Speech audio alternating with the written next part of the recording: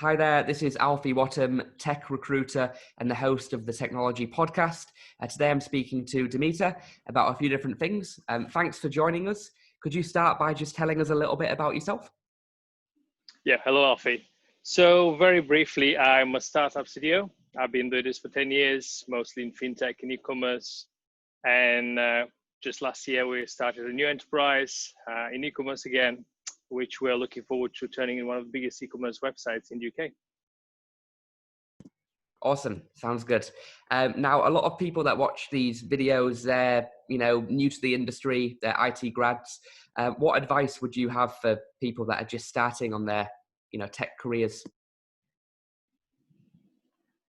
Well, I guess for somebody who is just about to start the experience, like building up a career, it's very important to choose the company.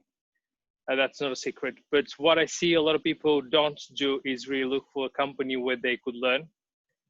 Many get tempted about, their first salary or just a big brand or big name. But what actually happens is that I've met a lot of people who leave large corporations and they really haven't learned the best practices. They haven't built up on what they got from university. So I think the first couple of years, instead of looking for a big company or necessarily a big paycheck, look into this as an opportunity to further your knowledge, to build up skills and experience that would be able to build a good foundation. So whether that would be the best practices into whatever technology you're looking for, if you're going to look into a bit broader picture, whether that would be scalability, how to utilize cloud, not just by people who are trying to figure it out, but people who've been doing this for several years. So you could literally tap into the experience and knowledge and save yourself the trouble to reinventing the wheel. Yeah, no, absolutely. You don't need to reinvent the wheel, do you? You just need to find somebody else that's gone through those challenges, learn from them and apply it to yourself. Absolutely. And save a lot of time in doing so. Good mentorship probably is the best choice. Find somebody who you admire or you see their career, whether it be LinkedIn or anywhere else, where you say, okay, that person is what I would like to be in the next 5 years. And just approach them or try to join the company and try to learn from them. I think this is what I would do if I would be starting all over again. Yeah, no, absolutely. And when you find a good mentor, they can compress decades of experience into days of knowledge and give you that, which will give you that advantage. Brilliant. Yeah. So just to sort of look into your crystal ball in terms of the future, are there any technologies which you're passionate about, excited about, which you think will have a big impact on the future ahead? Well, I mean, since very young, I wanted to be an astronaut, and until recently, that was not going nowhere. So now it's SpaceX and Blue Origin and Renaissance. It's very exciting. I think SpaceTech would be fun to track and look into, but that would probably be a bit more US based, I would say. I don't think any of the other countries are catching up with that, and it will be developing for the next probably 50 years.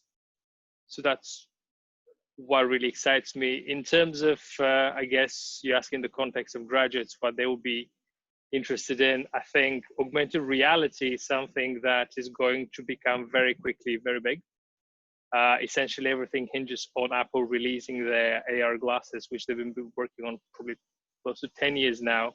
And whole companies invested in retracing the steps they did with iPhone. And for the slightly older generations where we used to have a Nokia before we got an iPhone, the dramatic change that happened in terms of not just of industry, but lifestyle that, a smartphone, as we understand it today, did. I think this is going to happen over again with augmented reality. So that would be an interesting bet if you want to find an industry to focus your career into. That would be good.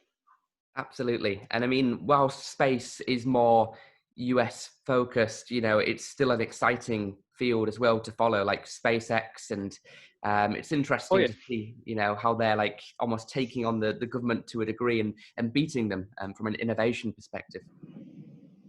Yeah, but I'm not talking necessarily about, launching rockets. That's still going to be a very expensive and limited enterprise. But there'll be essentially they're building an ecosystem very soon they will, where a lot of smaller companies or mid-sized companies will be able to launch their own satellites or to launch enterprise in orbit. Now, what's going to be is hard to predict, but that's where the exciting bit, at least for me, would be, because that's something new. Augmented reality, I expect to follow the steps of, again, as I said, of a smartphone, probably will impact people's lives more.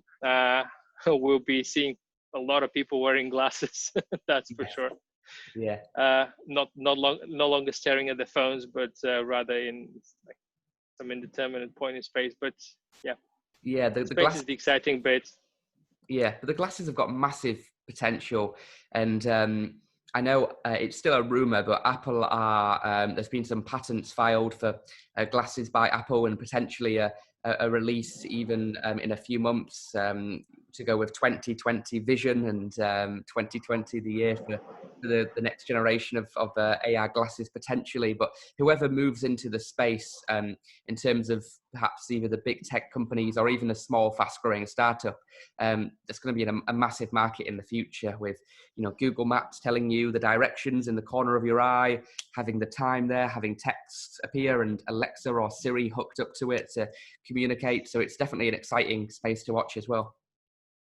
Oh yeah, I mean, it's not going to happen this year for sure. Apple were pushing down the road the release. They quite a hefty number of startups and companies into that area. So there's nobody who is even close to them in that respect. But there'll be probably a couple, but I may be wrong, like somebody watching this podcast in 6 months could be thinking, what the hell, he just got it wrong. But I think we're not there yet, but probably in a couple of years, it would explode. Yeah. Sure.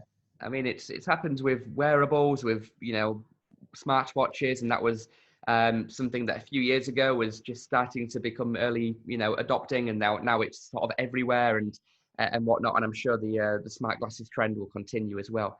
Yeah, well, brilliant. Well, thank you so much for your time and your ideas and insights into a few areas. And thank you so much to everybody for watching as well. Same here. Thank you, everybody.